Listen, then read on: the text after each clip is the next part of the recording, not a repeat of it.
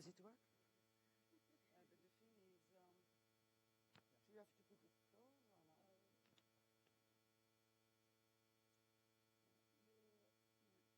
My voice is usually high. Hello? That's fine. For the recording. Because you're recording. Hunan. Very good. Hunan. So here you don't hear me. Yes. But for you it will be okay. Is what you mean? We can write. Hello.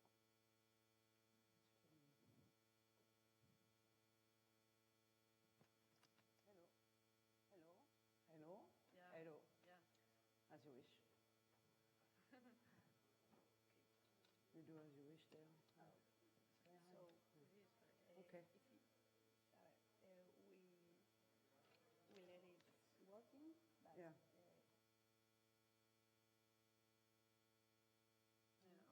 Okay. Okay.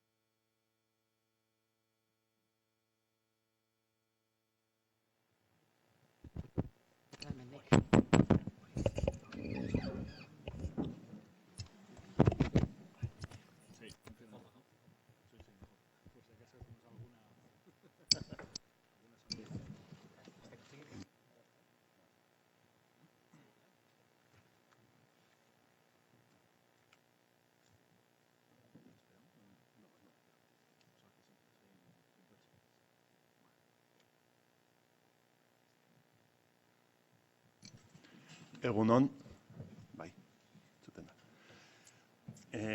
Mila esker etortzeagatik, Udako Euskal Unibertsitatearen izenean, guretzako oso pozgarria da hemen egotea.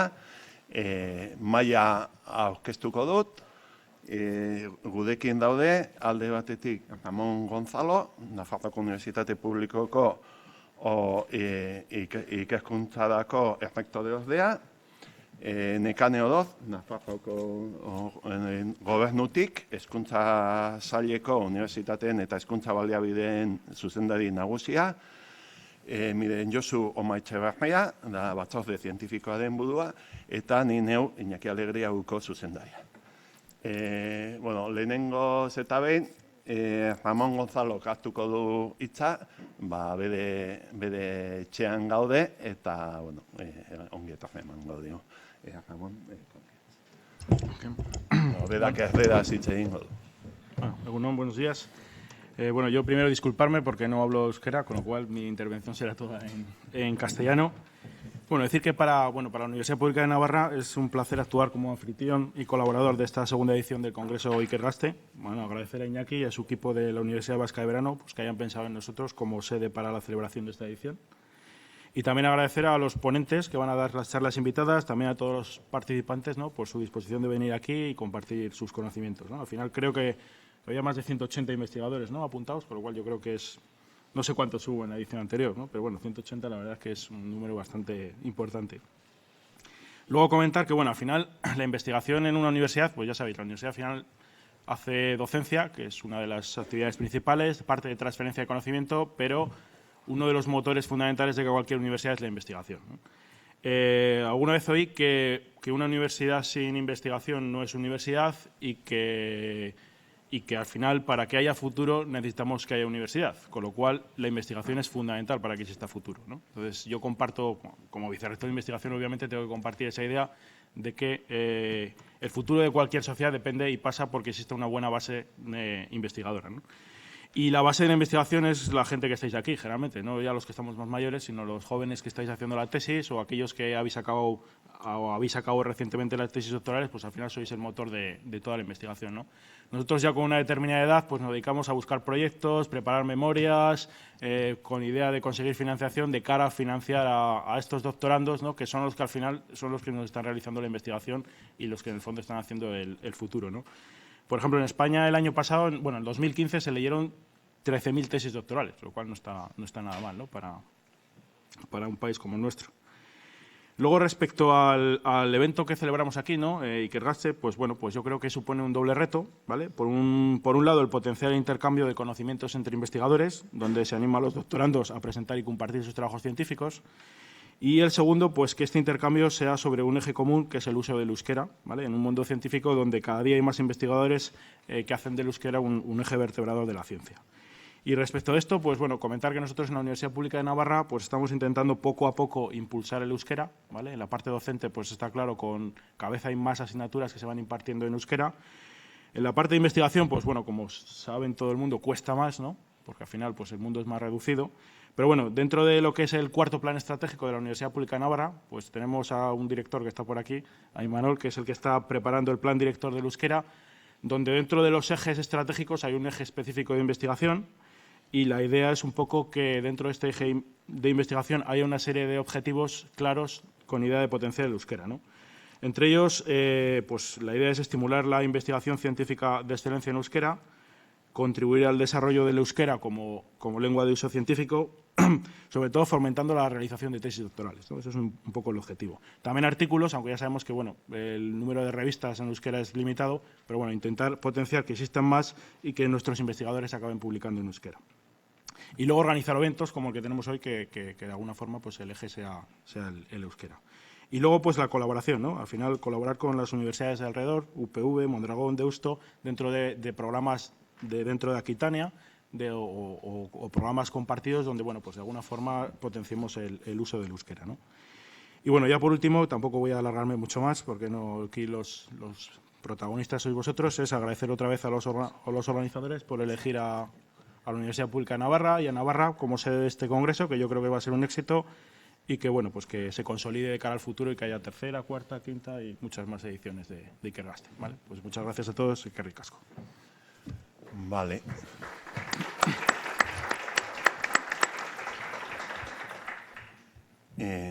Bueno, nekaneri hitza eman baino lehen, pizkat azpimarratu nahi ditut kongresuaren helburuak. Bueno, bigarren edizioa da, eta erronka handia izan zen, batez ere lehenengoarekin hastea, eta bueno, kongresu hau sortu zen, ikusi zelako behar bat zegoela, hiru ardatzetan. Eta hiru ardatzen nagusia dira, ikaslari gazteen ikusgaitasuna handitzea, euskerazko produkzio zientifiko-teknikoa areagotzea, eta seguruena, guretzako garrantzitsuena, da ikerlarien artean, eta bereziki ikerlari gazteen artean, eta jakintza arloen artean, sare bat osatzea. Sare hori garai batean, Zarro Gadonentzat, UEUk udako ikastaroetan egiten zuen funtzio hori, Iruñan egoten ginen, eta bueno, nire kasuan adibidez, ni jakintza arlo guztietako adituak ezagutzen ditut, gehien bat UEUri esker. Beti UEUren genetan egon da jakintza arloen arteko komunikazio hori. Bueno, bidean, ez dira ikusita zegoen, baina bidean lortu dugu beste helburu bat. Eta da, unibertsitateen arteko sarea ere josten joatea. Guretzako oso pozgarria da hemen egotea, lortu genuen, hasieratik argi geneukan, Iruñara etorri nahi genuela, eta lortu genuen Nafarroako Unibertsitate Publikoarekin lankidetza areagotzea, beraien hemen gaudela instalazioetan, baita ere Nafarroako beste unibertsitate pribatuarekin Ikergaste dela eta lortu dugu lankidetza areagotzea, eta lehen dira Mondragonekin, EHUrekin eta Deusturekin geneukan lankidetza ere areagotzen ari da eta edukiz betetzen ari da. Helburu horiek dira eta gehitzea guretzako bigarren edizio honen helburu partikular bat izan dela Nafarroan egotea eta Nafarroko komunitate zientifiko-teknikoari nolabait gure babesa eta gure laguntza, Nafarroan ere badago, bulegoa ere, betidanik daude, baina bai iruditzen zaigu komunitate hori hemen dauden arazo espezifikoengatik eta oso interesantea zela babestea, bultzatzea, eta are gehiago, UEUren historiarekin bat egiten zuela horrek, zue gazteo zaretenok, igual ez dakizue, baina UEU iparraldean sortu zen, hegoaldean Euskarazko Unibertsitatea debekatuta zegonean, eta berehala handi bi urteta da, etorri zen Iruña da, eta egoitza nagusia urte askotan Iruñan izan genuen. Orduan, errepikatzea da, guretzako oso pozgarria dela hemen egotea, eta eskerrak ematea gure lankide guztioi, patutako unibertsitate guztiak, Jaurlaritza, Iruñeko udala, baita ere udalbiltza, eta baita ere, erakundetatik aparte, maila personalean, batzorde zientifikoan lan egin duten guztiak, batzorde gaztea laguntzaile hortan ere oso lan garrantzitsua egin duten gazteak, eta zue guztioi batez ere komunikazioa bidalita eta saiatua eta lan handia eginez, ona etortzea, ona etorri zaretelako. nire aldetik besterik ez, eta nekane oin da hitzazule.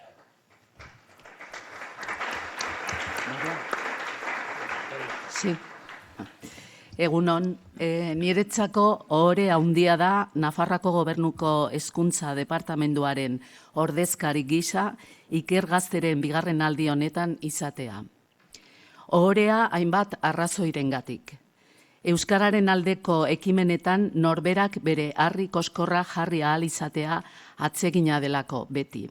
Baina are gehiago zait atsegina zientziaren eta ikerketaren alorrean denean epe laburreko politikak egiten dituzten gobernuek hainbatetan baztertutako alorrak baitira.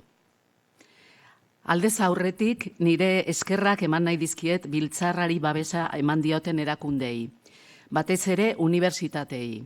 Udako Euskal Unibertsitateari, Nafarroko Foru Erkidego aukera izanagatik, Nafarroako Unibertsitate Publikoari bere azpiegitura antolaketaren esku jarri izanagatik, eta Euskal Herriko Unibertsitateari, Deustuko Unibertsitateari eta Mondragon Unibertsitateari ekimen hau gauzatzeko elkarlanean aritzeagatik. Ezberdintasunen gainetik, batzen gaituenaren alde, euskararen eta ikerketaren alde, elkarlanean arituz lor daitekeen horren erakusle baitira jardunaldi hauek. Gaurtik hasita eta datozen bi egunetan aukera izango dugu egiaztatzeko ikerketaren beharrezko nazioartekotzeak ez duela talka egiten gure hizkuntzaren erabilerarekin ezagutzaren transmisio bide gisa.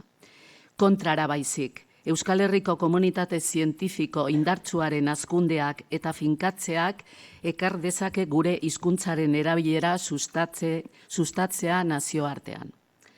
Azkeneko urteetan, unibertsitateko graduetan eta gradu ondokotan euskararen eskaintzak gora egin duen bezala, urrats bat gehiago eman nahi genuke baita doktorego programetan, doktoretesietan eta nola ez ikerketa emaitzen zabalkundean. Nafarroako Gobernutik, bai Hezkuntza Departamentutik, bai Euskara bidetik, dagoeneko eman ditugu hainbat pausu ikerketaren alorrean, oroar, eta euskararen eta euskarazko ikerketaren alde bereziki izan dira arloiek. Horren adibide dira esaterako Nafarroako Unibertsitate Publikoaren ondare inmaterialaren katedrari emandako diru laguntza, naiz Nafarroako Unibertsitatearen hizkuntza eta euskal kultura programari emandakoak. Hori gehitu behar zaizkio euskaraz egiten diren ikerketei emandako laguntzak eta doktore aurreko programei zuzendutakoak berreskuratu izana besteak beste. Ildo horretan, Euskadi, Akitania, Nafarroa, euro eskualdean sartu izana aukera paregabea zaigu eta honetako ekintzak sustatzeko. Eta amaitzeko jardunaldi hauen benetako protagonistei zuzenduko natzaie. Ikerlari euskaldunei. Meritu izugarria duzue, ikerketan sartzeko autua egin duzuelako. Bestela, ere gainditu beharreko oztopoz beteriko ibilbidea delako eta hala ere zuek beste traba bat gehiago gainditu nahi izan duzuelako. Doakizue nire aitortza publikoa eta arrakastarik handiena izan dezazuela opa dizuet. Bai jardunaldietan, baita zuen ikerketa ibilbidean ere. Eskerrik asko.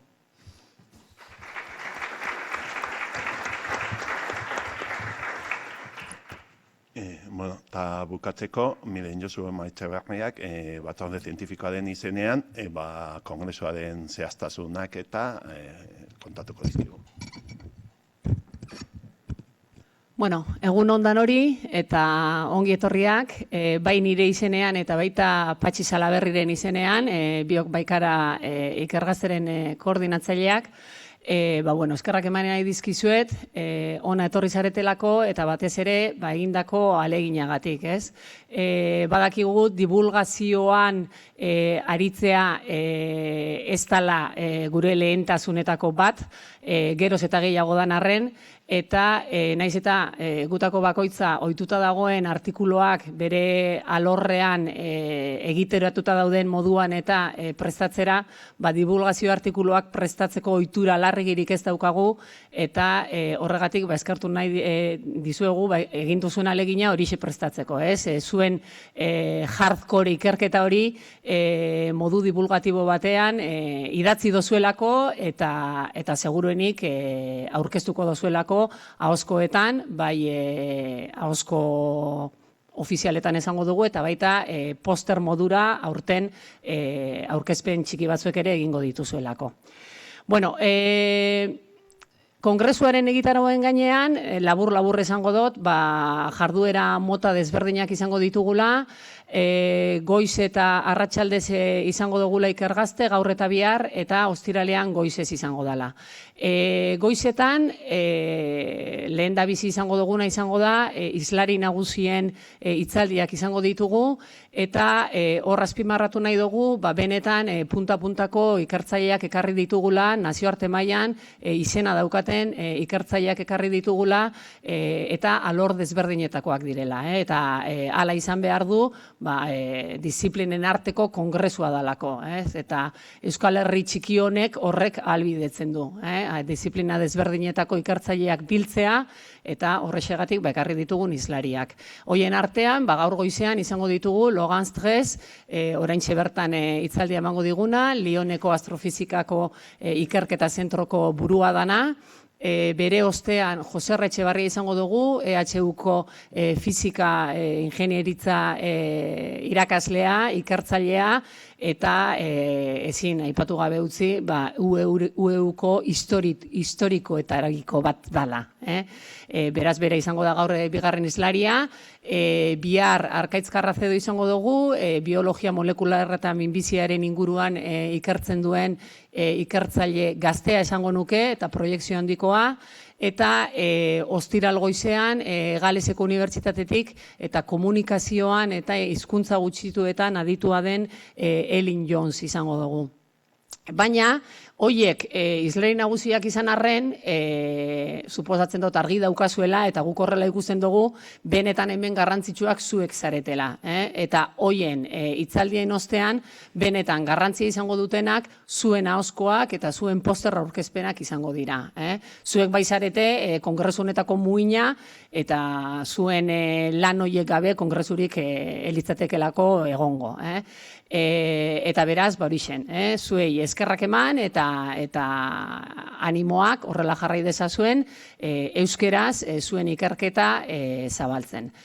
Hori goizetan izango duguna, eta arratsaldetan alde akademikoarekin jarraitzeko tailerrak izango ditugu, eta tailer horiek nola ez zuei bideratuta daude.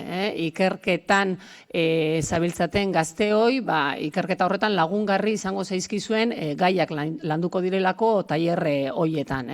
Euskaraz hobeto idazteko, edo artikulu batean irudiako beto prestatzeko tailerrak, alor horiek landuko dira tailerretan.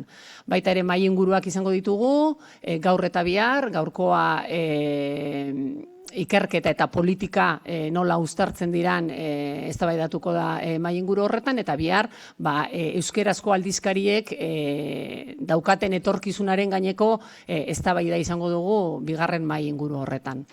Eta nola ez, gazteen kongresua izanik, izugarrizko garrantzia daukate saio osagarriek ere. Saio osagarri horien artean, badauzkagu, gaur adibidez gure zinemaren sorlekua, jadanik emanda dagoen film edo pelikula baten proiekzioa izango dugu, eta film hori Parisen aurkitu zuen ikertzailearen Josu Martinezen komentarioak edo tertulia izango dugu horren inguruan. Baita ere, irteerak izango ditugu, Iruñean zehar, Eskabara, bihar nola ez afaria izango dugu, eta, ohiko kongresuetan dauden jarduereak, baina, gure honetara ekarrita. Hori esan da, egitarauaren gainean hori esan da, pixkat labur, dano dakizuelako, eta bueno, informazio badaukazuelako poltsa horretan, horrela, detaile praktiko moduan, esan, traola, erabiliko den traola ikergazte honetan, izango dela ikergazte 2017, erabili nahi balin badozue, eta baita ere, wifia dagoela eskuragarri, naiz eta, esan digutenaren arabera, ez da oso potentea edo oso fin ez dabil. Baina, bueno, hori zen.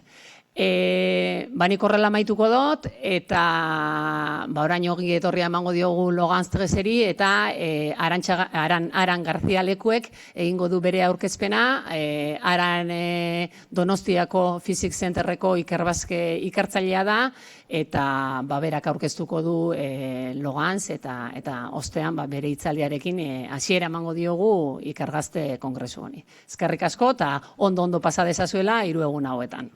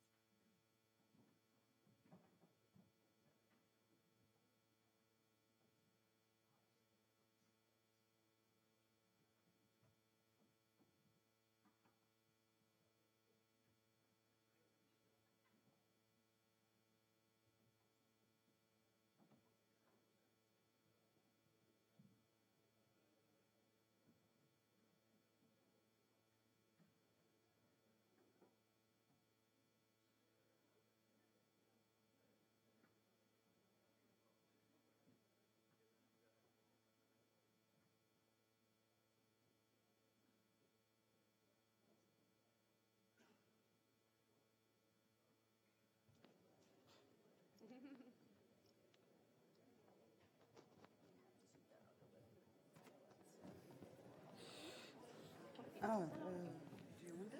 No, I can use it. Is it working? I want to sit down. Okay.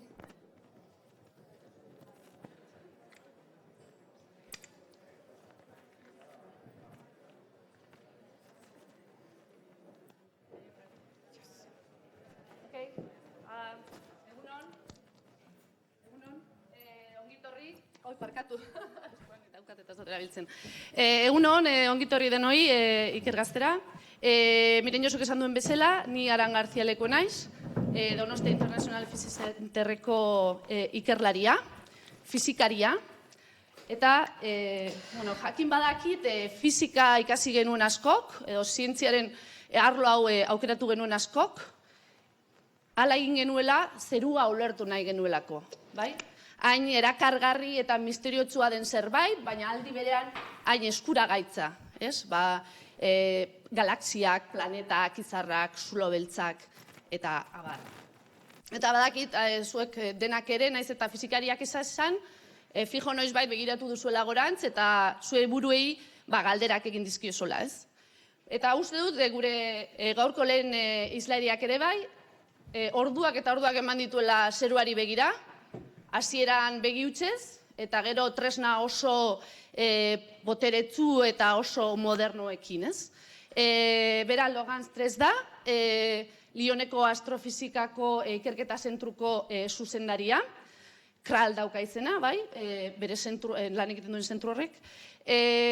Logan Stres doktoradutza egin zuen Parisen, astrofizika eta astrofizikan, bai, eta gero doktoradutza ondoren bi ikerketa egonaldi egin zituen, Cambridge eta Bolognan. You follow me, no?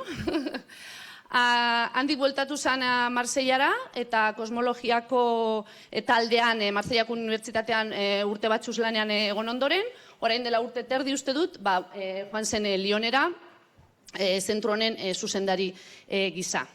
Bere ikerketa alorra astrofizika behatua da, berak azalduko digu pizkat hobeto zer den hau, eta besteak beste, teleskopio oso handia, Very Large Telescope deritzon horren garapenean ere parte hartu du. Gaur, Logansek galaxiei buruz hitz egingo digu, gertuko galaxiei buruz, urruneko galaxiei buruz, eta baita, orain, beraien galdera nagusia dena da, lehen galaxiak ikusteko, edo ez ikusi, baina bere ikusten duten modu horretan ikusteko gai izango ote diren. Eta beno, ni behintzat herriketan nago, berak esan behar diguna entzuteko, eta beraz, besterik gabe, Laurence, la parole est à vous. Thank you. So, Egunon, yeah, to everybody. And sorry, I will not speak Basque. I would like first to thank the organizers to invite me here, and it's really a pleasure to be with you today. So, I will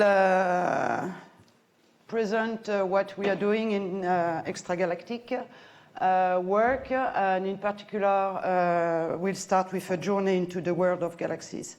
So I have 1 hour, so please let me know. I don't know who is sharing the time, because, yeah. So we'll start first our journey. In escaping our own galaxy. Then after we'll go towards the world of distant galaxies. And at the end of the talk, we'll speak about how to reach the epoch of the first galaxies in the universe. So I don't know if the light is, anyway. So the first thing what we need to know when we work in astronomy is the light is our unique source of information, okay? So, as you know, the speed of the light is 300,000 kilometers per second, okay? And in astronomy, we use this unit, 1 light year, which is the distance that the light travels during 1 year, okay? So 1 light year is about 10,000 billions of kilometers. So in English it's billions, in French it's milliard, milliardo, you know, maybe confusing.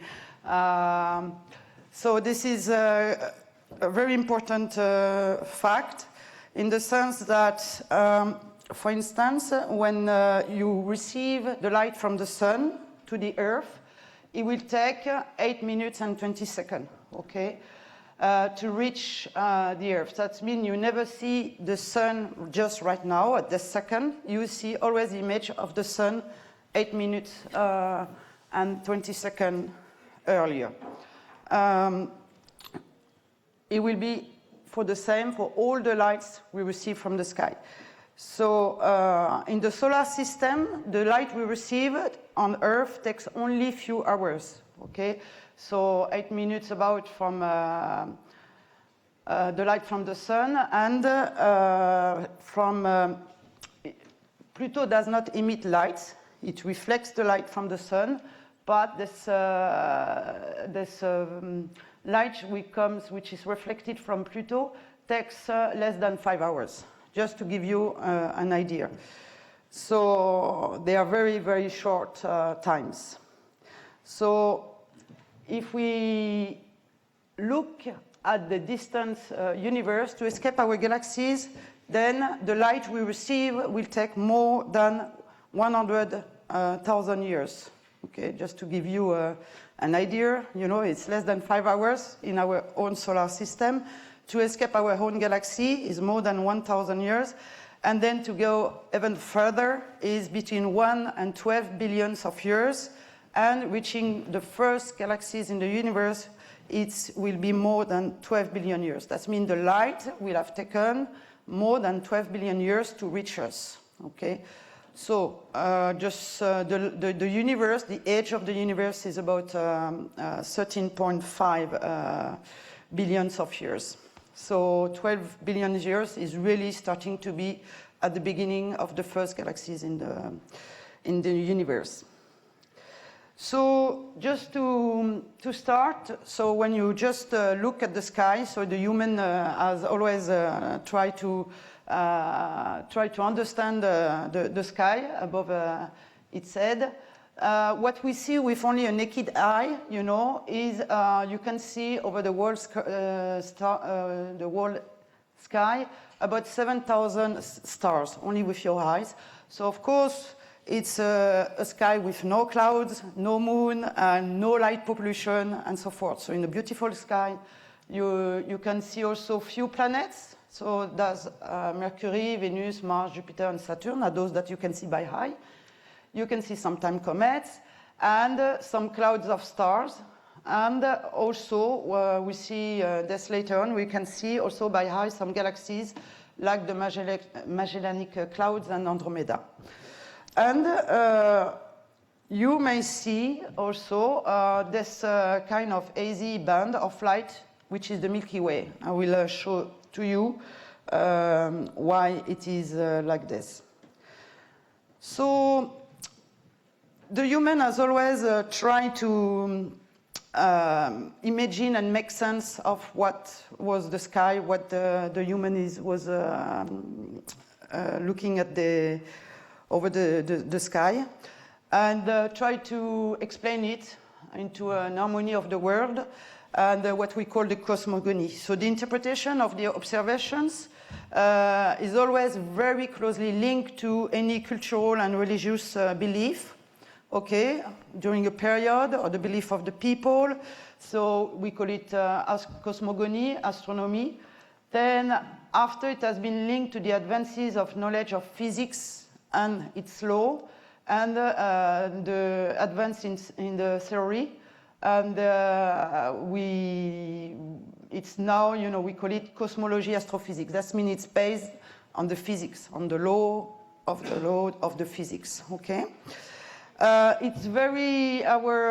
way to understand the universe is very linked also to the advances in instrumental techniques, and also to the imagination.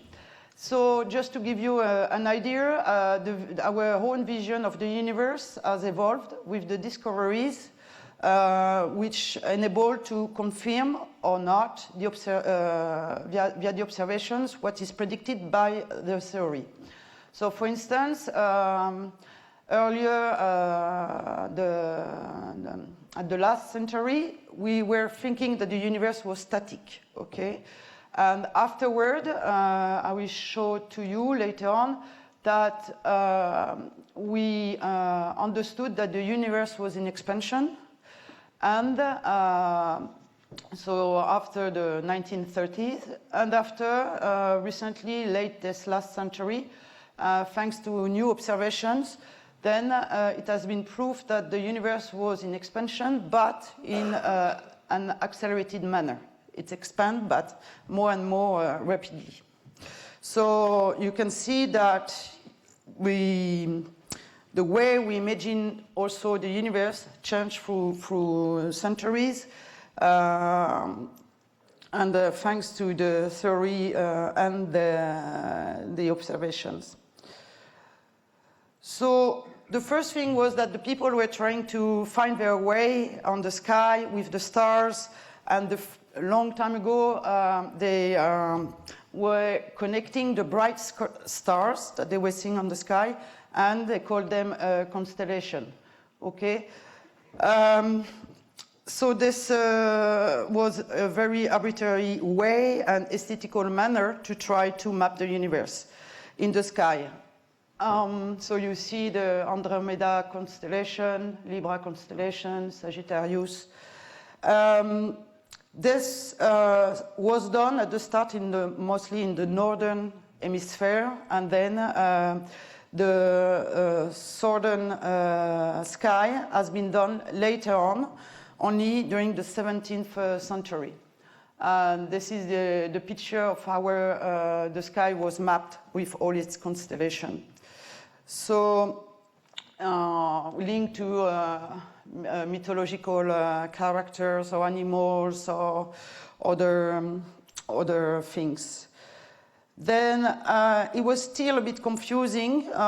They was not really fully clear. There were some constellations that were overlapping and so forth. So it's only last century that the International Astronomical Union has precisely mapped the full sky. And the full sky now is cut into 88 constellations, very precisely. So now when we observe in a certain direction of the sky, we know exactly where we are, in which constellation, and so forth. Just to, here is the Great Bear constellation, which appear like this on the sky.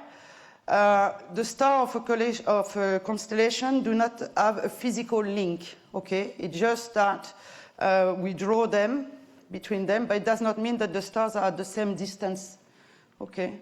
And so it means that there may be, it means that in several years, the appearance of the Great Bear will be very different. So before, the Great Bear 100,000 years ago was appearing like this, and in 100,000 years later on, it will appear like this, simply because the stars, I will show it to you, are rotating around the center of the galaxy, and they do not rotate at the same speed if the stars are near the center of the galaxy or further. So it means that through the years, the Great Bear will be not at all the same. So in the universe, everything is in motion. Nothing is still. Everything is moving. So the astronomy is really a science of the nature, and is quite specific in the sense that we cannot touch and put the sun in a laboratory and try to test and so forth, because you know that in science, okay, it has to be a reproducible test. Action A lead to action B. We cannot do that in a laboratory. And also, let's note that it's not science fiction. So the universe, we interpret the universe always in using the laws of the fundamental physics. You know, EMC2 from Einstein and so forth. So how are we doing? The lab of experimentation for us is the universe itself, okay? So what we are doing is we will observe several times the same process, the same phenomena, and then we will do statistics. So we do surveys, you know, of planets, of stars, of galaxies. Is the same as you want to know how the population will vote, then you do a survey, you know, and then you do an average and you try to understand how the population will vote. So it's the same, okay, for the universe. So each galaxy will be different, but on average, we'll try to see how a group of galaxies, for instance, will behave and will evolve through time. Now is the image that we can see with telescopes, okay? So we distinguish much more objects in this image. And telescope comes from tele, from the Greek, which means far away, and scopia means to see, so to see very far. And so here I've put several, but there are others, places where there are several telescopes. So there is in Spain, at La Palma, Canarias Islands, this beautiful place for telescopes, and there is the Gran Tecan, which is a telescope of 10 meters. There is also the European place, which is 4 telescopes, the very large telescopes. And there is also one in the northern hemisphere, which is on the Mauna Kea, which is a volcano in Hawaii. And there are several telescopes belonging to several countries. So this is the Subaru from the Japanese, for instance. This is the Keck from the American. There is one from Canada, France, and so forth. What we can see immediately on those pictures is they are the stars. So the thing is, first thing, at which distance are the stars? And you can recognize the stars because they have a cross. Okay, and bright sources on images, on astronomical images, have always a cross, and then I will explain to you why. It's not, it's really an artifact. It's not real, this cross. Okay, so we call it diffraction spikes. So the objects of the stars is here, and this is not at all real. Okay. It's just simply because I just take the example of the VLT, the Very Large Telescope. So, so the telescope is at the zenith right now. So there is the primary mirror, which is here, which is 8 meters, a bit more than 8 meters for the diameter. And there is the secondary mirror there, which is which is about 1 meter. Okay.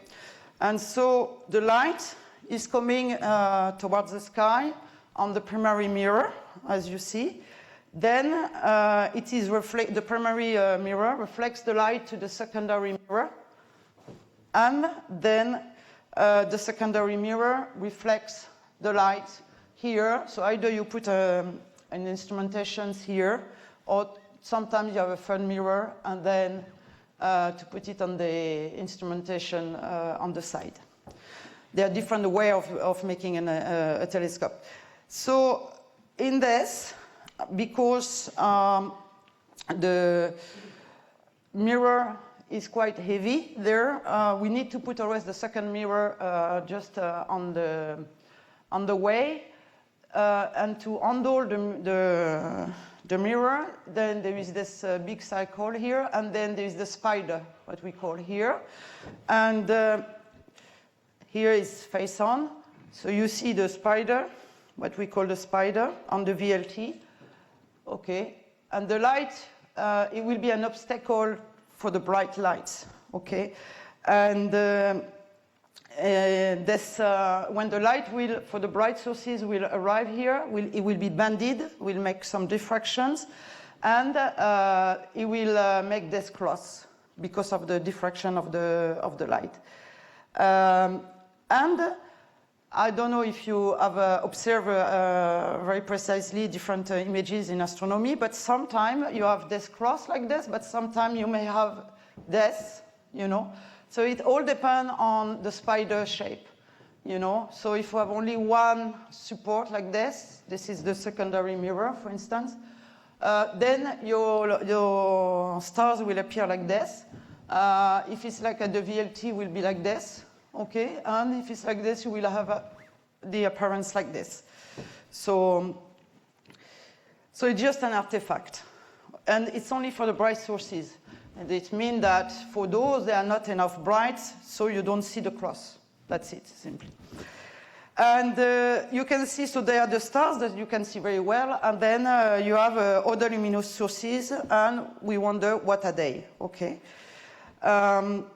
So first of all, the discovery of our galaxy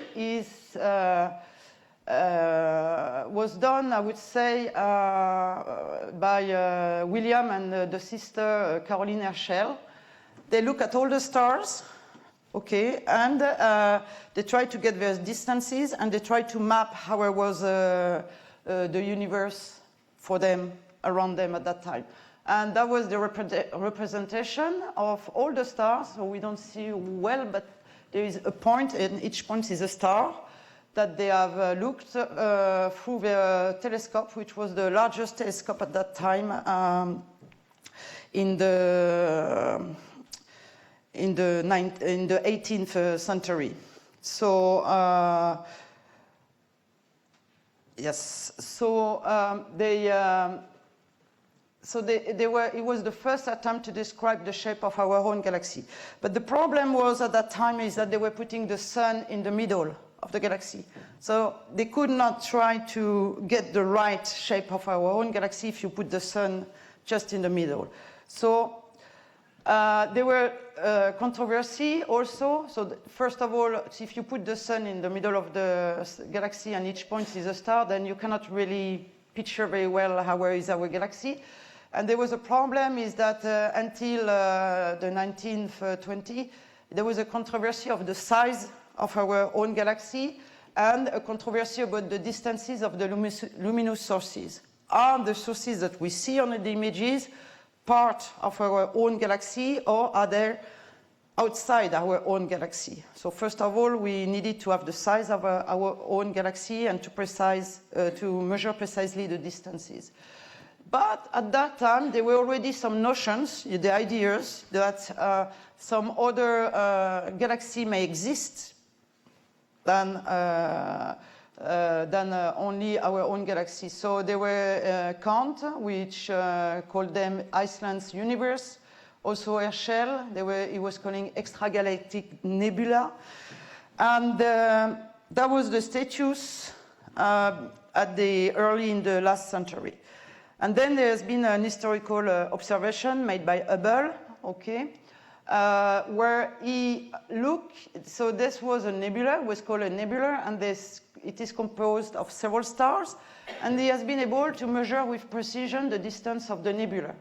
So in looking at stars, they are variable stars, I will not go through it, but because of their variability, Hubble has been able to measure the distance of those stars. And he did it for several of them, and it was really the end of the controversies. The Milky Way was not the universe. Before, we were thinking that the Milky Way was, our galaxy was the universe, and not anymore. What was proof is that some sources that are observed on the images are made of stars that are not part of our own galaxy, and it was then the start of the exploration of the distant galaxies. Okay, that means the nebula that was seen already on images are extragalactic sources that are outside our own galaxy. And this has been done because Hubble has been able to measure precisely the distances of stars. So here is our own galaxy that you all know, named the Milky Way. So it's like a very thin disk, okay? And this is the galactic center where you have most of the mass or most of the stars of our own galaxy. And our solar system, the sun, is 20,000 light years away. Okay, our galaxy is made of more than 100 billions, between 100 billions and 200 billions of stars and planets. It's made of gas, dust, and we have also a supermassive black hole near the center. So this is not a picture of we cannot go outside our own galaxy to take a picture of our own galaxy, okay? It's a recomposition of several photographic images to make this picture. And just to give you an idea is that if you imagine that you live in the center of the galactic center, okay, then if you would observe what's going on the Earth, so you will see what's happening 28,000 years ago, that it was the epoch of the end of the Neanderthal and the start of the Homo sapiens, okay? Just to give you an idea. So our galaxy is a spiral, a spiral in rotation, and the solar system is about halfway between the center and the edge of the disk, and it is in a secondary arm named the Orion arm. It's rotating, as I said to you earlier on, and the Sun does a complete tour in about 230 million years. Okay, that means that the Sun has done about 22 tours since 5 billion years. Okay, the sun has been born, let's say like this, 5 billion years ago, and since then it did 22 tours. Okay. So the galaxy, our own galaxy, is a bit more than just a disk of stars. It is surrounded by a galactic halo. Okay, so you see it is like this around. And the galactic halo has also a globular cluster, which is a bit brighter here, which is a cloud of a lot of stars. So it appears brighter. And also some sparse stars. Okay. The disk, nevertheless, the time and so forth, then you can also observe the Milky Way this way. Okay. And again, what you see by high, so you see it by high, and you go in a very dark places. And so here is the stars from the halo.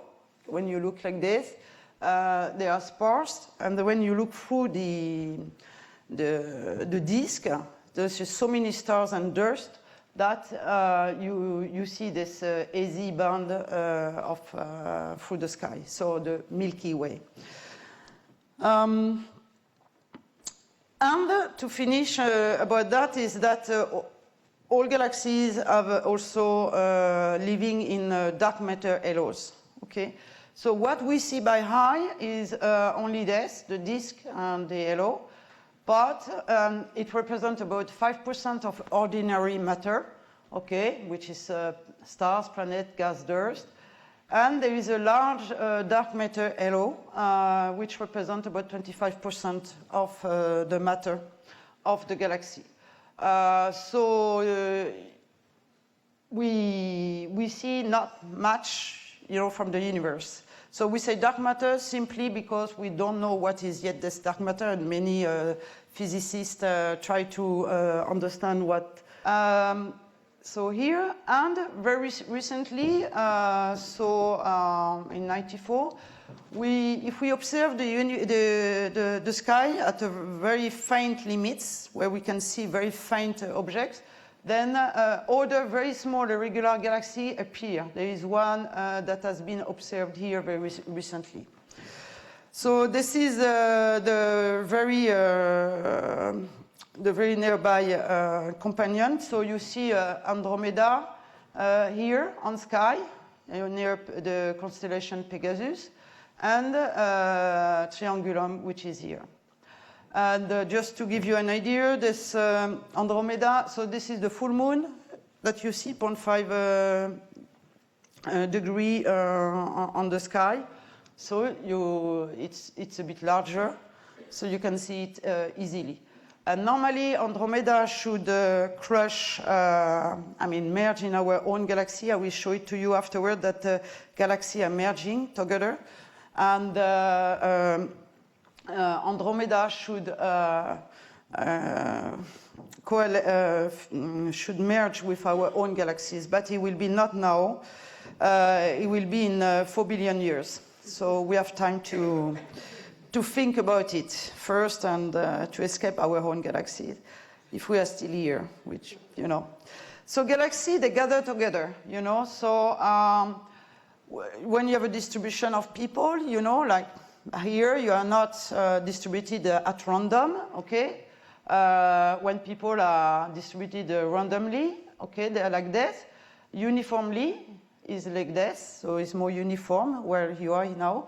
And also clustered. So in the universe, galaxies are clustered into groups, clusters, filaments, as I will show it to you. So because galaxies are clustered, so we come back. So this is the Milky Way with the two Magellanic cloud here. We live here. And we are part of the local group, which covers 3 million light years. And the local group is about 30, 40 galaxies with Andromeda, Triangulum, and others. And to give you again an idea, if someone were living in Andromeda, were looking at the Milky Way on the sun here, they will see the first man on Earth, the Homo habilis. Okay.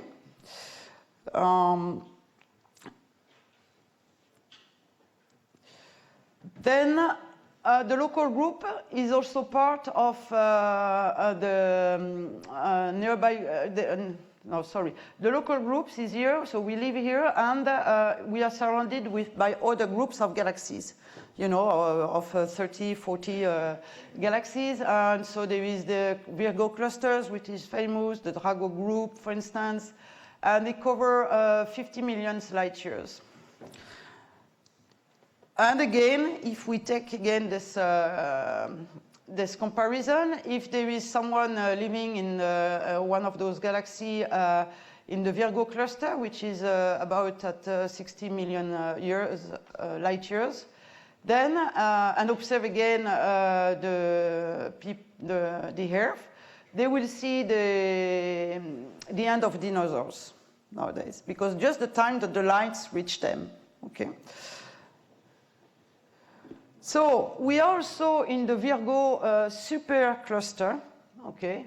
So we live here, okay? And it's the supercluster is composed of several clusters. So you see that the universe is composed in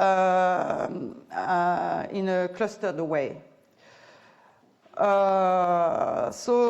The nearby clusters are the largest known structure in the universe, and it covers about 100 million light years. So we live here, and nearby there is the Coma supercluster, the Hydra supercluster, Centaurus, and so forth. And just to give you the last thing that has been observed very recently was last year in the Nature paper, I think.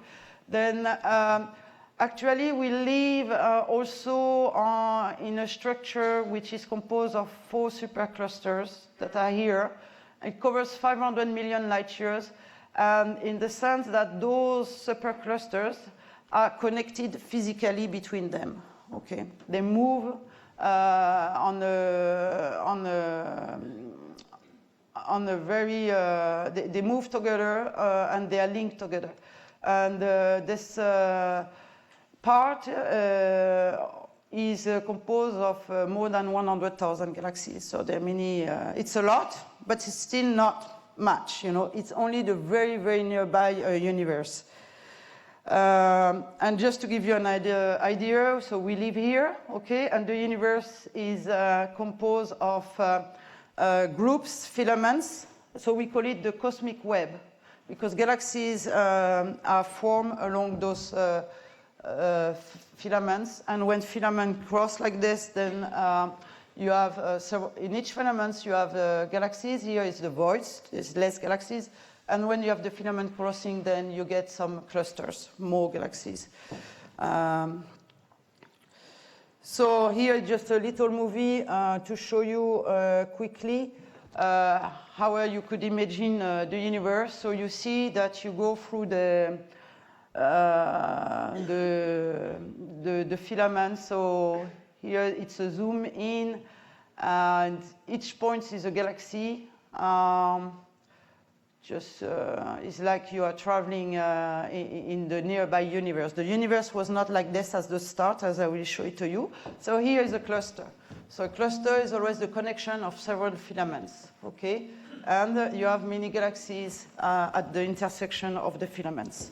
So we are really here nearby a cluster, okay? And so we can go and see, and we enter and we zoom in, so you can see the cluster is made of large galaxies, groups, and so forth. And I'll try to go next. Okay.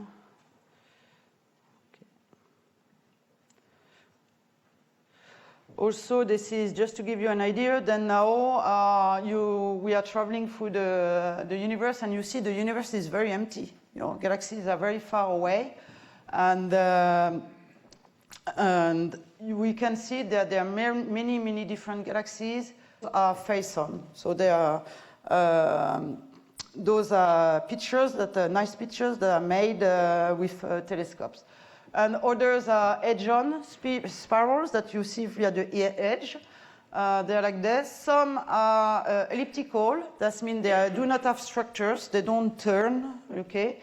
And they more look like, how we say in English, rugby balloon, you know. And some are very irregular. We cannot get, they are neither spirals, neither ellipticals. And some are very, very faint, usually irregular or not. And we call them dwarf galaxies. So what did Hubble? He tried to understand why there were all these shapes, why the galaxy appear like this. And first of all, he classified the galaxies, and we still use that. We call it the sequence of Hubble, or the Hubble fork, where one try to classify the galaxies. So they are the elliptical, here the spiral. So they have more and more distinguished able arms. And here they are the spiral with the bar.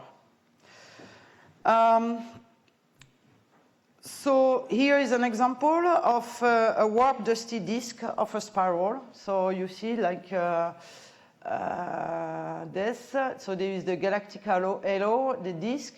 And this is the result of a collision. There is another galaxy which came and collided and connected with bridges of gas. And we think those galaxies, we see them very well because there is intense star formations, and they have several distortions like this. So they are in interaction, and you have some that you see that are merging, okay? So all of those now will become only one galaxy, okay? So the two galaxies will merge, and the content of gas and stars and so forth will make only one. And we understand very well this. I mean, if we compare simulations and observations, we can reproduce exactly what we see on the sky. So here is the collision between two spirals, one which is seen edge-on, one which is face-on, and it's exactly what you see. And the aspect of what we see is linked to the way, the angle of the collision. You know, if the two galaxies are like this when they merge, or when they are, when they are just colliding in the middle or not in the middle and so forth. So it's very well understood. So that means the simulation, this is the simulation, that's it. And, okay, and it is compared to the image. This is the star with the cross. The stars are always from our own galaxy.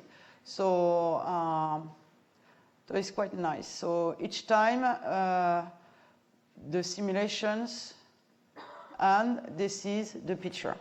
So we understand very well how are those, the shape of all those galaxies. So there are several of them. That was the end. That's it, the last one.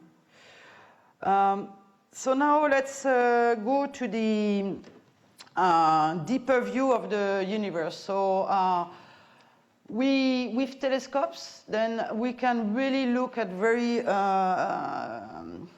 with long exposure, we can really observe the distance and see the universe really in details. So here is a picture which is taken with the HST. So either with ground-based telescope or space telescope, we can observe the universe. So to explore the universe, the distant universe. So remember, we are here, okay? And we observe in slices like this. And so we call it the field of view like this. And so on the pictures, what you see is like this, one or two stars. So the stars with the cross, they are part of our own galaxy. Then we can see nearby galaxies where you can see their shapes easily because they are nearby. And then the distant universe like this. So we are interested to know what are all those objects. So now we don't see their points, they appear like points. We cannot resolve them as a beautiful galaxy like this. And we're interested to understand how our galaxy evolved from this status to how they are nowadays. So the farther the observed galaxies are, the longer the emitted lights takes to reach us, okay? So this is a view, photo montage of the universe. So here is the beginning of the universe, okay, when the universe was less than 1 billion years old, and you go through the age of the universe, and nowadays we are like this, you know, 13.7 years old later on, and we see all the nice galaxies, and before, the galaxies were not well-shaped and well-formed like this. So when we observe the distant universe, that means the light coming here took more than, took 12 billion years to come. If it's here, it took less than 6 billion years to reach us, okay? So we always look at the universe when the universe was younger. The universe, when the universe was 10 billion years old, okay?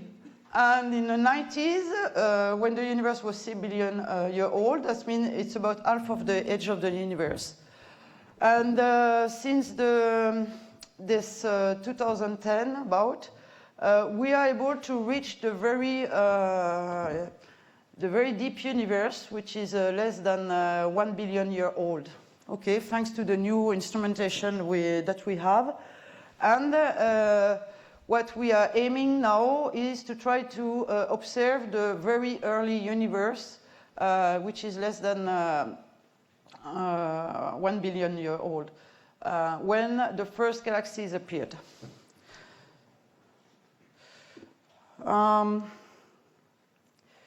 Yes, so practically, what are we doing? So we observe this image of the sky, okay? So it's a very beautiful image. We could zoom and see more and more and more galaxies. It's a picture image which has been taken at the Canada-France-Hawaii telescope. And it's the galaxies you see here, you cannot see it by height. It's 200 million times fainter than what you could see by eye, okay? So we observe this. So we know over the sky where are the galaxies. So you take one here, so you know X and Y, and you want the distance, okay? This is the stars of our galaxies. You recognize very well with the cross. They are very nearby, as I've shown.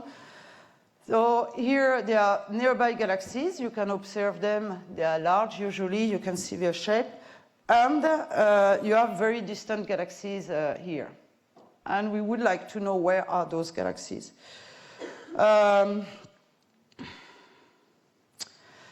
So to do that, we have to come back a bit to Hubble, because today the universe is like this, but in the past, galaxies were closer to each other, okay? So you imagine the universe in expansion like this. So it means that the space, what we see in appearance, is that the space between two galaxies will increase with time, okay? So that was before. And afterward, the space between those three galaxies has increased. And it means that what's as shown Hubble is that the speed at which the galaxy receding, is linked to the distance. You know, the velocity of recession, okay, then is really proportional to the distance. And there is a constant of Hubble, and this constant is linked to the characteristic of our universe, how the universe is made.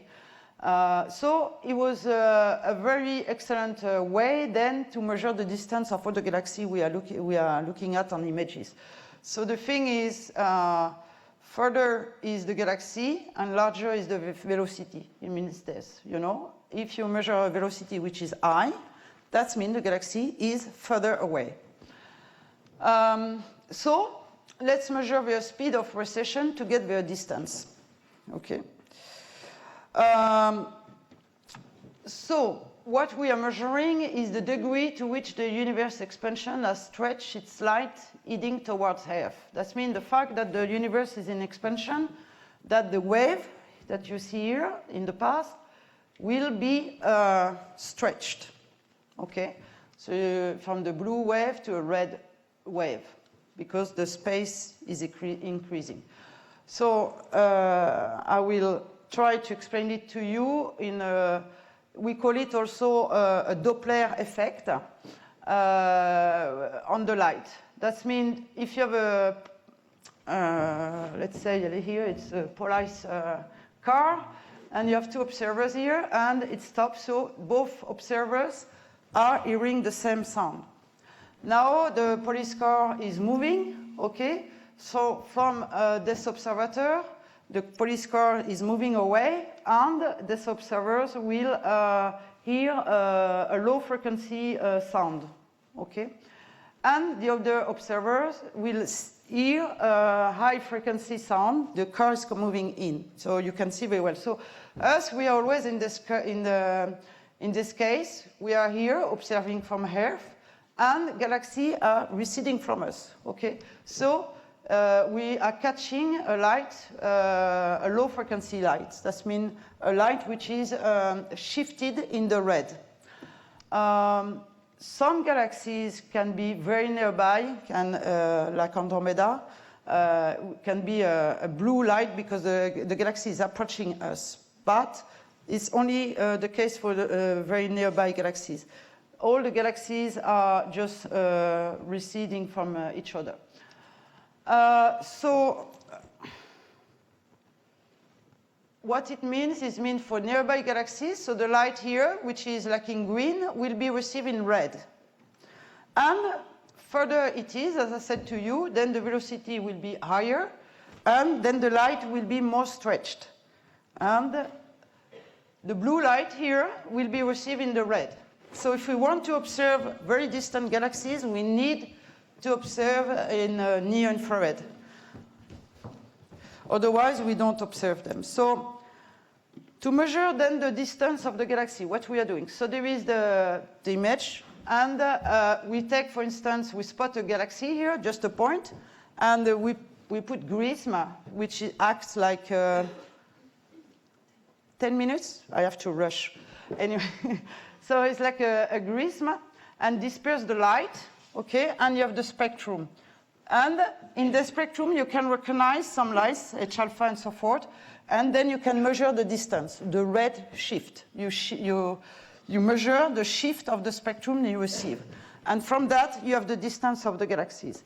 And nowadays, that the spectra, the instrumentation enable us to observe a lot of spectra at once. So now on the VLT, we can observe, for instance, a bit less than 1,000 spectra of galaxy, 1,000 distances in once. Just to let you remember, Hubble, he was taking 25 hours to obtain the distance of one galaxy. Okay, in '95, when I did my PhD, it was taking 39 of 4-meter telescope to observe 1,000 spectra, and now at the VLT, which is a larger diameter, then it takes 1 hour. So it's very powerful. And nowadays, other spectrographs are made. So, for instance, right now, there is a new instrument, EMIR, which is in validation test, which is installed now on the Grand Tecan. And there are other techniques also to measure the distances. So what we want is to map the distant galaxies in the universe. And how are what are their repetitions. So we are here and we look in large angle, and we try to map all the filaments.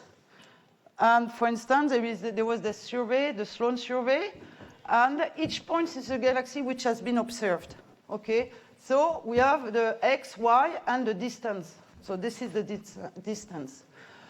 And the observation is still going on. So this is another survey also which has been done, which is less than 1 billion years. You can see, because we have the 3D observation, we can see how the galaxies are distributed in the space. And why it is important? It's because before the universe was uniform, more like this, and in the past, and nowadays the universe is like this. So we try to understand all the distribution of the galaxies, because if the very, very distant universe, we need to look in small angles, okay, and to go and observe more than 9 billion years ago. And here I show you the deepest field observed with the Hubble Space Telescope. It's quite impressive. Just to tell you what the small angles is in this area. This area is like, this is the moon to scale, and you observe like in this area. And in this area, we observe this. Okay, so it's more than 10,000 galaxies, 300 hours with the HST.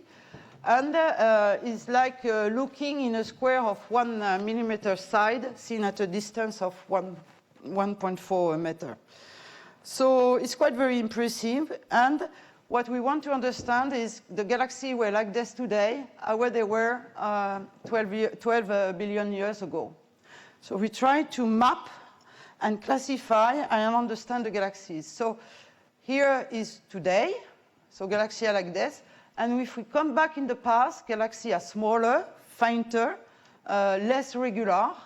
And how do they start from this to this shapes nowadays? Is what we try to understand. And there is several ways also to explain how the galaxy evolves. So as I've shown to you, so if two spirals merge, they can produce an elliptical galaxy, okay? If you have a spiral galaxy with a small one, then you can have a larger spiral. So it's what we call the hierarchical growth, okay? Small galaxies merge, and you form larger galaxies through time.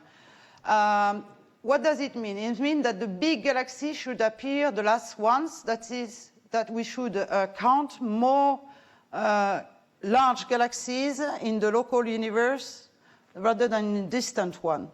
But this is not what we have.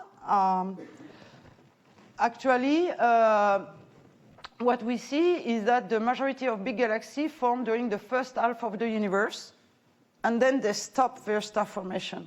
And this is something we have discovered late, in the 2000s, about 2010, and is not a process which is not yet fully understood. We try to understand what is stopping the star formation in the galaxies.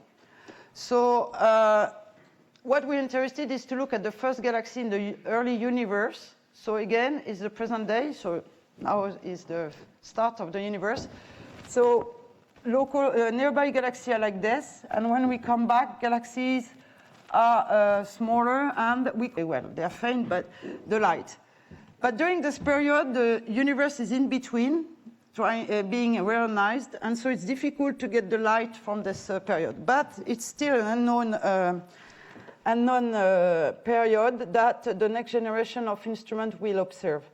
And here is just a simulation of what's happening in the first billion years. So the universe started to be uniform, and you see the structures coming on. And here you see actually the end of a star explode.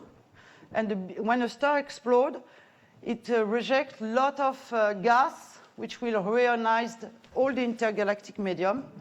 Okay, and after 1 billion of years, all the medium is reionized. So they are nice simulations, and we're trying to go and observe and see if it's what's going on. And we see, okay, and we see, we'll not show you that, but we see the galaxies forming in. So the next generation of ground-based telescope are, so this is all the telescopes, so I've put back to you the VLT, the Keck, Rantecan, Subaru. This is the size of their primary mirror, and the next generation will be the extremely large telescope of 39 meter. We should be done in 2024. And the other one is the TMT, the 30-meter telescope, which you can see how big they will be, and is really a challenge. It's really a challenge to build these telescopes. And each time we build a telescope, anyway, it's always a challenge because we built only one telescope. And how much do we have? 0, okay. And so just to show to you, this is the size of the next TMT, and this is the ELT. This is 30 meter, and just to give you, so this is the HST, it's a mirror in the space of 2.4 meter, and here it will be a 6.5 meter in the space. So it's a bit complicated, and here is a sun shield, okay, that will be deployed, and to protect, so it's as large as a tennis court, and to keep the mirror, this is the mirror, to minus 220 degrees, okay? So to keep it cool, we need to put a sun shield. And so this is my last slide, and it shows to you, because it's impossible to put a mirror in the big, we say, fusée, in the launcher, and so we need to fold the mirror, and then when it will be in the space, the mirror will be unfolded. So first of all, this will take after 3 days, okay, it stretch the shield first to protect from the sun, and after 9 days, the mirror will be deployed. We see the primary mirror is quite amazing. So we hope, it's the first time, we hope it will work, because it's not like HST. If it does not work, we cannot send an astronaut there to... Galderarik? Ez? Animatu? I have a bunch of questions. Okay, go ahead. Okay, you have said the space is accelerating, no? So the motion when the motion is reaching the speed of the light, what is going on? The space is accelerating. The species is in expansion. Yes, in a spaceship. Yes. So. But for now, yes, it does not reach the. If it's reaching, the problem is, it's a classical question. When it's reaching the speed of the light, the physics start to be different, you know. And me, I don't work on this, but it's not the normal physics. So we are in very other specific cases. So I just don't know, but things are, you know. Thank you. As it's not observed, anyway. We are running late, so Yes. thank you very much. I will be there around Okay. if at the break if there is questions. Yeah. Okay, great. Thank you.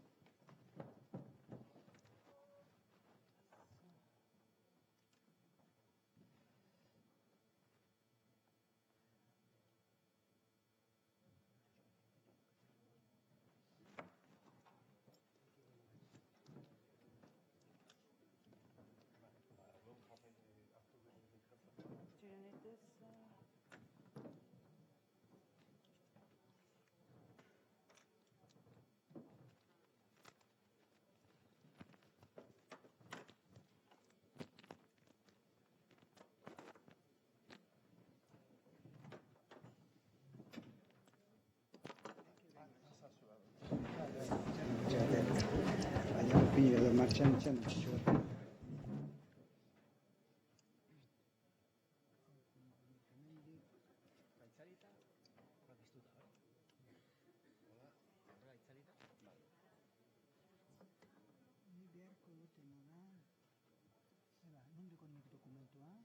Aurkeztuko zaitu, bale?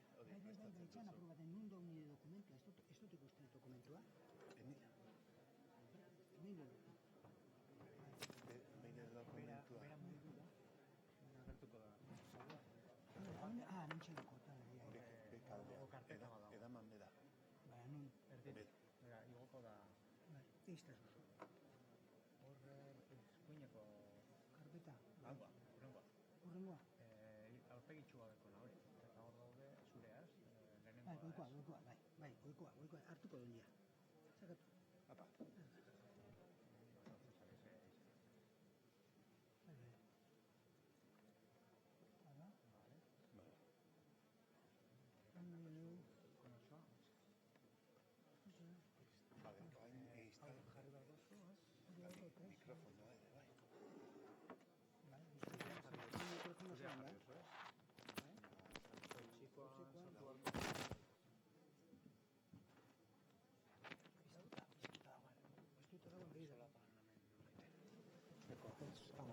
Frantxezen nola pinte da? Amen. Bueno, bai, entzuten da. Oiko bezala kongresutan, berandu gabiltza, eta, bueno, prestatzen ari den bitartean, aprobetxatuko dut, labur, Joserra Etxebarria aurkezteko. Bueno, maisu handia da, gazte askok, igual ez duzu ezagutzen, ingenieritza eta zientzietakoak espero dut baiet. Eta, bueno, gaur hemen euskeraz jakintzazlo guztietan adibagea, neurri handi batean, bedari eskerla. Ikergazte zela, beda ikergazte zela, polemika handia izan zuen garai bateko Espainiako presidente batekin, Suárez izenekoarekin,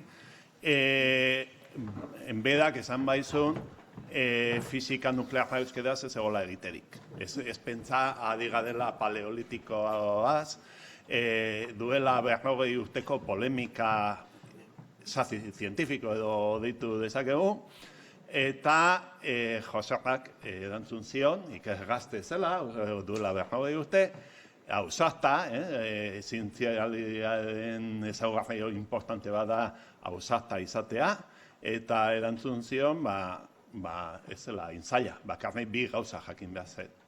Euskera eta fisika nuklearra. Gaur egun hori jakintza daukagu askok, denok Euskal Herrian, eta, bueno, gaurko saiodako iruditu zitzaigun batzorde zientifikoan persona hobeagorik ez zegoela. Eta orduan puntua jarri genion, eta katedralaren eraikuntzan baldin bagaude, zer moduz doa katedrala. Eskerrik asko. Bueno, egunon. Oso, behar bada oso gauza berezia izango da, ez oso zientifikoa, zientilariei buruzkoa da, baina ni pentsatu izan dut, zerutik aurreko islariak egin duen bezala lurrera bajatzea ona litzatekela, eta orduan sentimentuak ere importantea diela, esperientziak importantea diela, eta nik neure esperientzia kontatuko dizuet, bizi izan dodan esperientzia mundu horretan, beste gabe. Orduan, titulu arraroa da, katedralaren eraikuntza, zuek esango duzue. Bestetik ikergazte da, eta hori ere importantea da, eta iker eta gazte eta izena euskeraz danez, euskeraren inguruko reflexioa ere egin nahi nuke. Beraz, niretzat hau da neure hausnarketa bat, ez dozu ezetan ados egon, nik esaten dodanarekin. Nik horrela uste dut, horrela pentsatzen dut, eta eztabaidatzeko prest nago, baina gaur hemen, honez esango dut nik nahi dodana. Listo, beraz, hasiko gara, ez dakit, ez dut ikusten eta ona etorriko naiz igual, ardura espadotzue, entzuten da, ez da? Bueno, 1987, U-ehun. Eta 25. ekitaldia ospatzen zen Iruñan. Eta orduan eskatu zidaten artikulu bat idaztea. Eta nolabait diferente egitearren, nik idatzi nuen U-euren arrobiari buruz. Arrobia eta metafora modura. Hori da, ni hortik nator, Ereñoko arrobia da, harri gorria da, oso harri berezia da, eta, bueno, harri bat ataratzen da hortik. Zer egin behar da harri horrekin.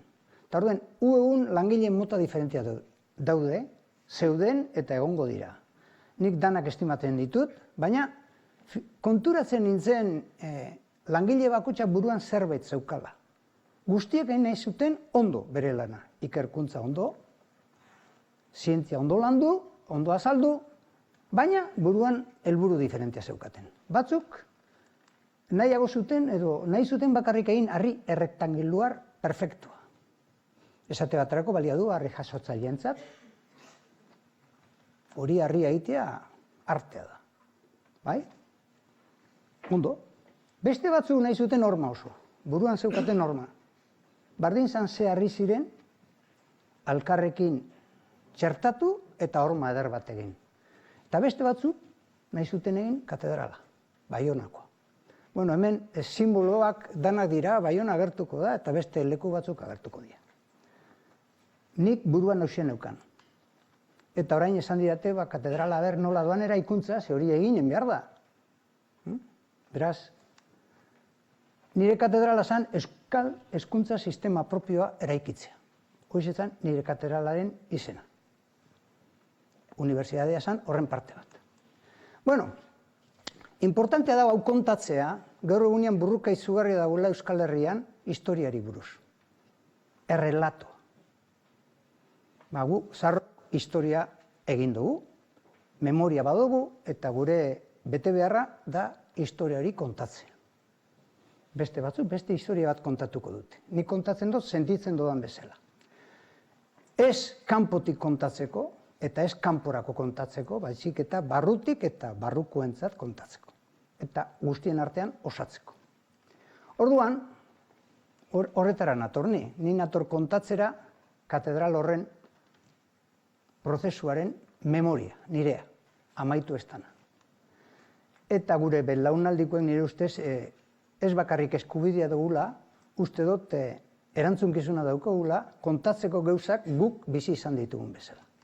Bueno, orduan, ni etorri nintzen unibertsitatera, Eibarretik, 1975, Bilbora. Bueno, puntuak atara. Frankismo sakonaren garaian, Valladoliden geunden. Euskal Herriak ez zeukan, ez da barrutirik ere. Preua egiteko eta joan behar zan, Valladolidera esaminak egitera. Bueno, eremu kolonizatu batean. Nik hitz hau erabiliko dut apropos, kolonizaturik geunden. Horretan, deserrian, esan nire herria. Ireslari bezala, bizi nintzen nire etxean, Bilbon. Bueno, baina, ordutik ona hori zen da nire bizitoki. Hau da nire mundua, zuek, zarete nire mundua. Zuekin pasatu dut bizitza. Ondo, 70ko hamarkadan Espainiak problema latza zeukan eta aldatu beharra zeukan sistema. Eta desarrollismo garaia etorri izan nolabait Europan eta munduan integratzeko. Bestela, isolaturik zegoelako. Orduan, sistemak unibertsitatea aldatu behar zuen. Ezin duzue sinetzi zer zan orduko unibertsitatea. Ez zegoen ikerkuntzari ikasteko. Ez zegoen. Bale? Bien. Orden, 78an Universidade Bilbao sortu zen. Ikasle nintzen. Universidade Bilbao oso universidade autonomo, interesantea. Gero, 1970an, Ley General de Educación sortu zen Espainian, interesantea, alde batzuetatik, modernizatzeko. Nun derrigorrezko irakaskuntza publikoa sortu zen. Baina, eta hoxe da nire bigarren arantza lodi bat, Moiano legea, 1857koa, biziri zegoen. Espainiaren irakaskuntza orokorraren legea izan zen. Eta kopiatuko dut zehazki lege horretan esaten zena. debe ser una doctrina en nuestras escuelas y unos los métodos de enseñanza, a que es consecuente que sea también una la lengua en que se enseñe y que esta sea la lengua castellana. Hemen aipatzen da ez dagoela inolako inposiziorik eta hola. Hori hortik dator eta ordutik. Bueno, baina lehioan bizi ginen eta esan apropos izatea, esan apropos izan, edo hobeto esan, apropos eginda izen zan, lehioan egitea unibertsitatea. Bilbotik aparte. Garai hartan hasi ziren ja Bilbon mobilizazioak, manifestazioak, erregimenaren kontra, eta oso peligrosoa zen ingenieritza eskola behan egotea, edo ekonomia eskola behian egotea, eta ipini barzan mendian, aparte. Baina, libre ginen. Aparte geundenez, ez geunden kontrolaturik. Beraz, hori guretzat oso importantea zen. Han, benetan beste giro bat zegoen, eta hirukuntza planteatu genituen batzuk. Irakaskuntza, funtsezkoa zen. Nire ustez, irakasle honak beti egon dire unibertsitatean, baina nik ezagutu ditudan batzuk handik, ikasi dudana da, zer ez dudan egin behar. Beraz, irakaskuntza landu behar zen, ikerkuntza landu behar zen, eta hizkuntza landu behar zen. Horiek ziren nire 3 helburuak. Eta han, Leioako libertadean, mendian, estilo berria, sortu nahi genduen, herritarra nahi genduen unibertsitatea, demokratikoa nahi genduen, ordura arte esan goiti berakoa dana, ez elitista, ez funtzionariala, movimentu oso importantea gonzan, estadu osoan, ezagutzen ez duzuena behar bada, PNN movimentua, profesores no numerarios, zer ikusi dauko gaur egungo prekaridadearekin bere bai, hitz egungo dugunez, ikertzailea noski, eta bertokoa. Bertokoa, beraz, euskerazkoa.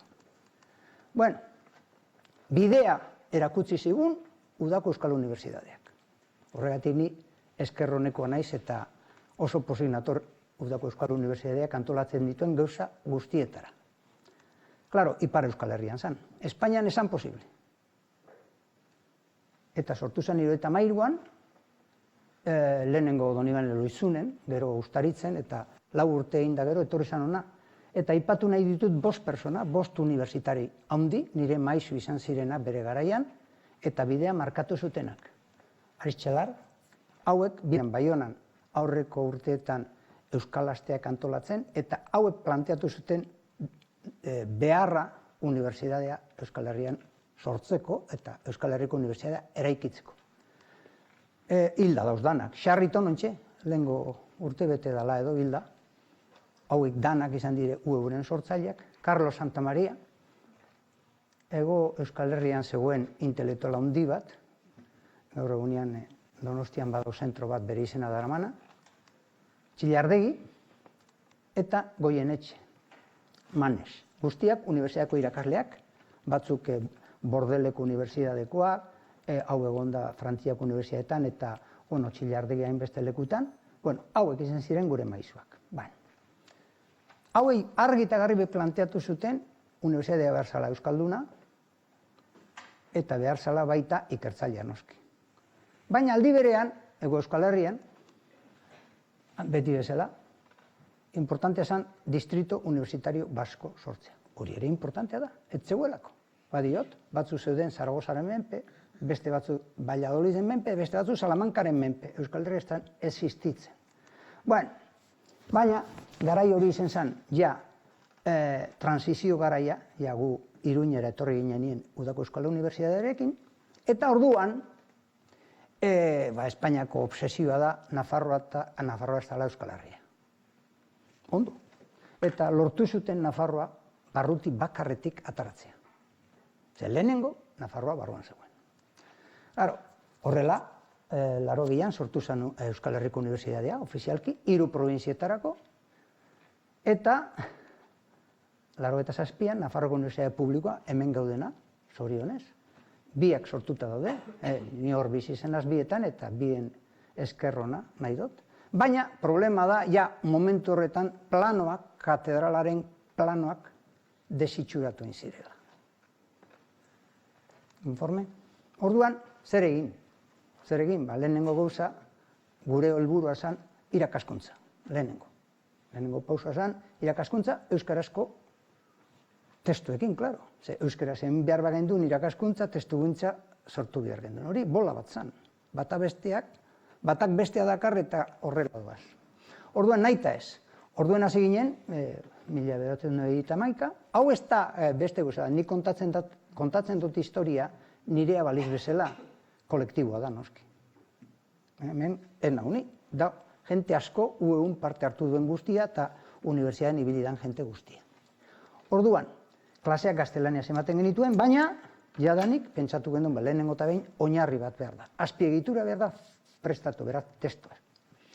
Eta horrek eraman ninduen ikertze klase batera. Terminologia eta fraseologia lantzera.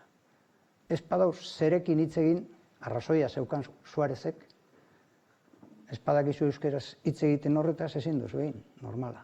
Eta hori orain ikusten da, zientziaren arlo edo teknikaren arlo berriak sortu direnien, zorionez, lehenengo momentutik ari gara gure terminologia lantzen. Eman dezagun informatikaren munduan. Lehen etzegoen, ezin genduen esan. Eta orain, bentaja daukagu euskaldunok, ja lehenengo momentutik abiatuta gaudela. Bueno, aprobetxa dezagun olatu.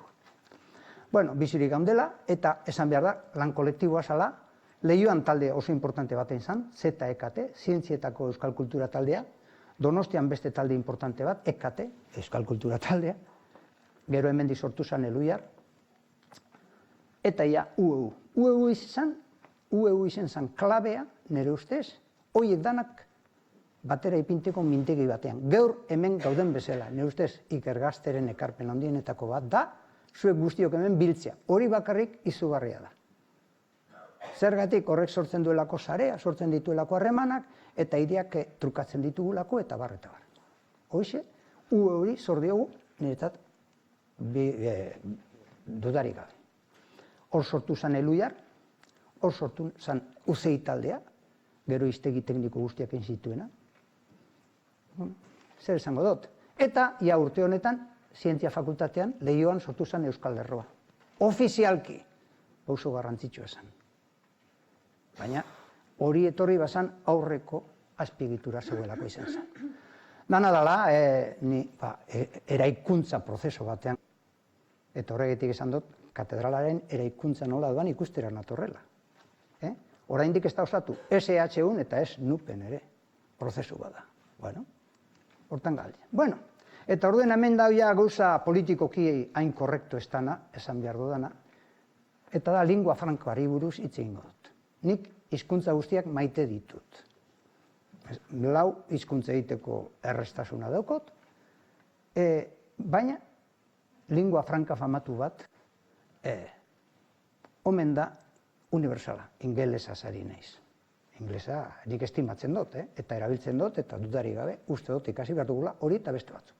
Baina hori esan da, molestatzen nauena da bat derrigortasuna, beti bezala, eta esatia lingua franka universaltasuna dela. Bi gauza horiek. Orduan, bai irakaskuntzan eta bai ikerkuntzan. Orduan esango dut, bat, niretzat, eta uste dut ados egongo garela guztiok, zientzia eta jakintza universalak ez badira, ez direla, ez zientzia ez jakintza. Nik horrela hartzen dut. Zientzia izatean ja, universala da edo ez da, nire ikuspuntutik. Baina horrek ez du esan nahi, ikerketaren emaitzak ingelesez bakarrik edo lingua franka batean argitaratu behar direnik bakarrik. Hori ere bai, ni horren kontra nago. Baina ez du esan nahi, konzeptuak zehaztuen behar dira. Edo horrela argitaratuta bakarrik dala universala. Eta mundua ezagututa gero eta gitxio bizango da hori. Edo imperio bakotxak ipinten duen lingua franka ote da universala. Lehen ere gondire beste lingua franka batzuk. Desagertu dira. Eta gaur egunean gainera, eta horretan lanean ari garela, esate baterako, itzulpen automatikoen teknikako aurreratuz doazela, eta lingua franka normalian erabiltzen dela sentimenturik gabeko gauzak kontatzeko. Apropos esaten dut hori. Sentimentuak norberaren hizkuntzan egiten direlako. Normalean, helduko da momentu bat nun itzulpen automatikoa sentimentu gabeko gauzentzat, ia perfecto izango da. Eta orduan zer? Alditzen dut. Ene ustez, hori da, jakintzaren unibersaltasuna ez dago horretan, hori jakin behar da, naiz eta hizkuntzak erabili, jakin behar da horretan ez dagoela unibersaltasuna, alderantzizko konzeptuan baizik, alegia, hizkuntza guztietan adieraz daitezkeen edo daitekeen jakintza eta zientzia, horiek dira unibersalak. Ulertzen da zer esan nahi dudan. Eta klasikoak, esate baterako, dire adibiderik klaruena. Zein dire testo klasikoak hizkuntza guztietan daudenak? Ba, hizkuntza guztietara itzultzen direnak. Eta zein hizkuntzatan hartzen dire konzeptu klasikoak. Ni horren aldekoa naiz. Bueno, hori esan da, claro, lingua franca eta latinez gabizenez lingua navarron hitz egin beharko du, Nafarroan gaudela. Normala danez. Gurea. Ikergasten gaude, eta nire ustez oso egokia da galdera hori planteatzea. Eta da, Bilarredo, etzi uste dut, hizkuntza minorizatuetan da ben lan egiten duen ikertzaile batek hitz egingo dizuela, hizkuntza minorizatuetako ikertzaileok euren edo geure hizkuntzan argitaratutakoak ez aldu baliorik. Hori da galdera.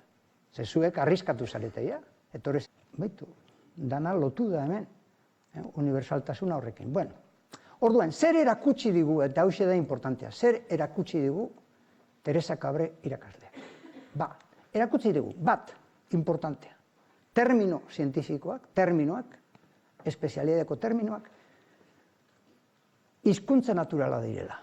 Antzina, ustezan, Busterrek beste uste bat zeukan, pentsatuz horrek existitzen zirela hor limboan, eta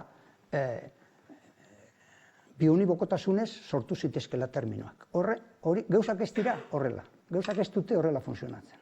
Funtzionatzen dute modu naturalean. Baina nola? Espezialistek zientzia lantzean aktibatzen dituzte terminoak. Espezialistarik ez badau horretaz dabilenik, ez dira aktibatzen. Eta espezialista da, erabekitzen duena, bere hizkuntza naturalean zein izango dan termino. 3.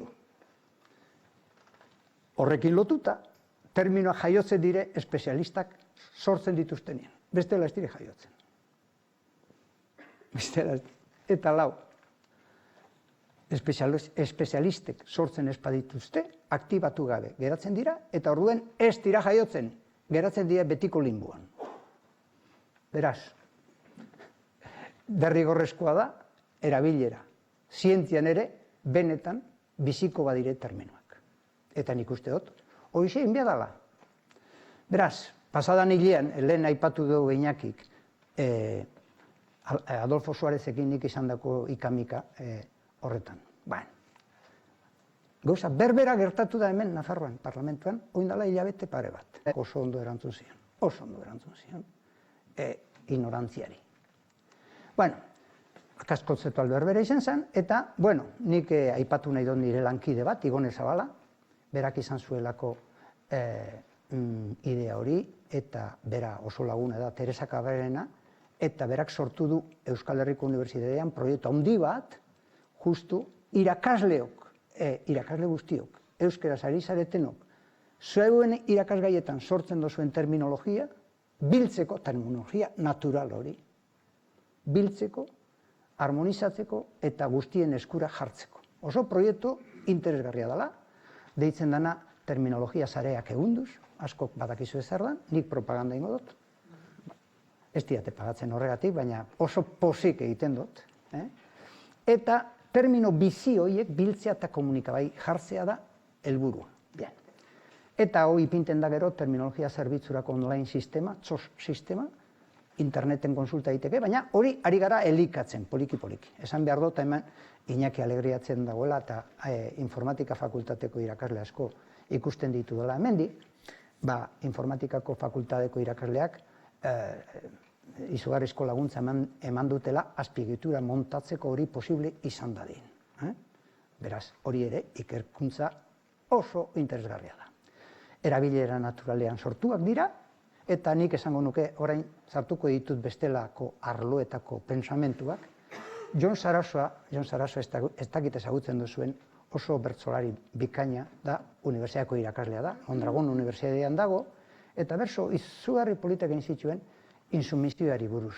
Eta nik ekarri nahi dut hori testu honetara. Esaten zuen bere bertzuetan, natural sentitzen dut egiten dudana. Eta natural egin sentitzen dudana. Hoxe da behar duguna ikerlaria gure lanean, natural. Hori da. Eta hori, justo da guztiz lotuta terminologia sareak ehunduz proiektuaren ideiarekin eta Teresa Cabrek egindako zera teoriarekin. Ben. Aipatu nahi ditut, aktualidadeko gauzak esatearren, baina lotuta dago zelako. Azkeneko korrika Iruñan izen da, Iruñan gaude, eta beste deserrian bizi zendan beste ieslari bat, Joseba Sarrionain, beitu, ekibokatu naiz. Oso polita da. Sarrionaindiak, hauxe esan zuen, irakurrik dut. Euskera beste hizkuntza bezala, altxor universal bat da. Denona delako, agortzen estelako eta doainekoa delako. Denona da, dena privatizatzen ari den sasoian. Hau unibertsitatea duz ere esaten dut. Ez da agurtzen erabiliz, gauza gehien egin behar izaten diren egunetan. Horina ari gara energia berriztagarriak eta gauzak, hau ez da agurtzen. Eta doainik erabiltzen dugu, gehiena ordaindu behar dan garaian. Honek ez dugu presiorik. Bueno, nik esango nuke bakarrik falta zaiola, puntotxo bat. Eta geuk erabiltzen ez badugu, ez du inok erabiliko. Goratu behar dela.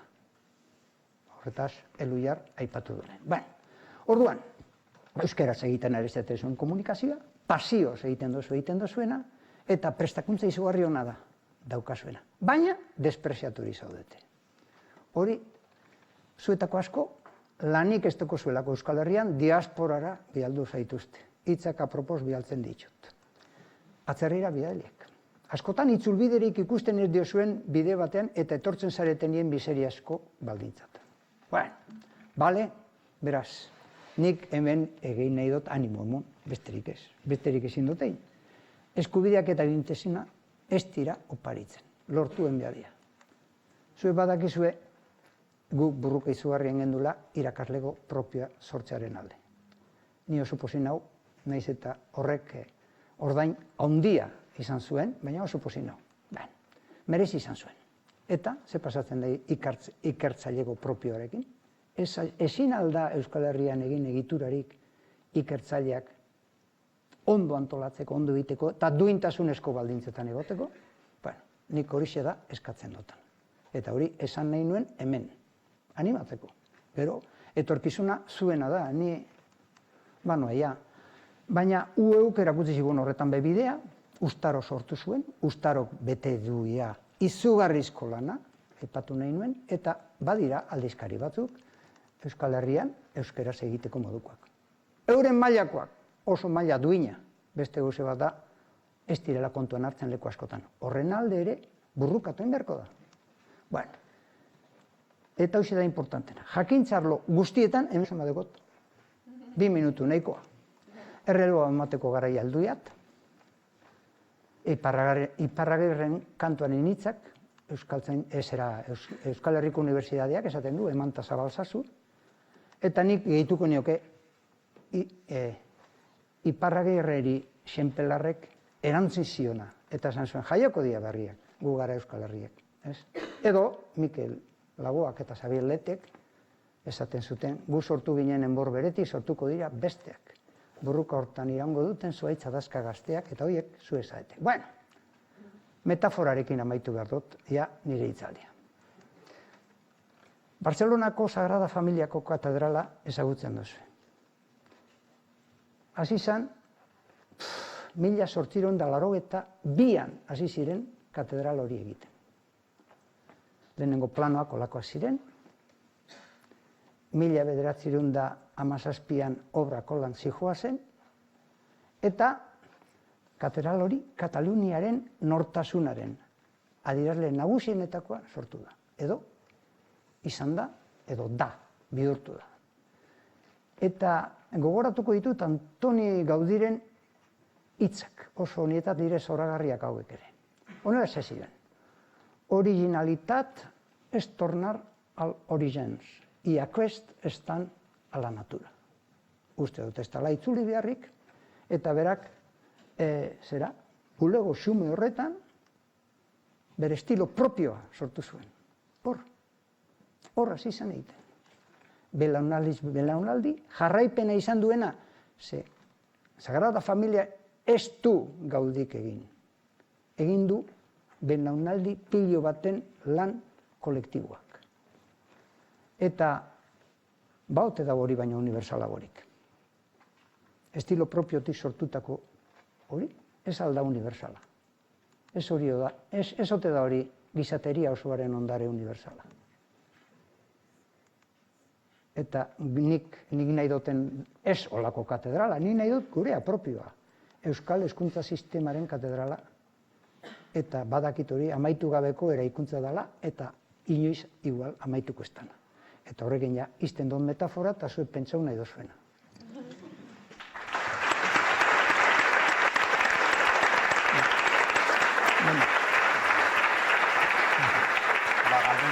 Gero esango die kafean eta zurekin komentatzeko.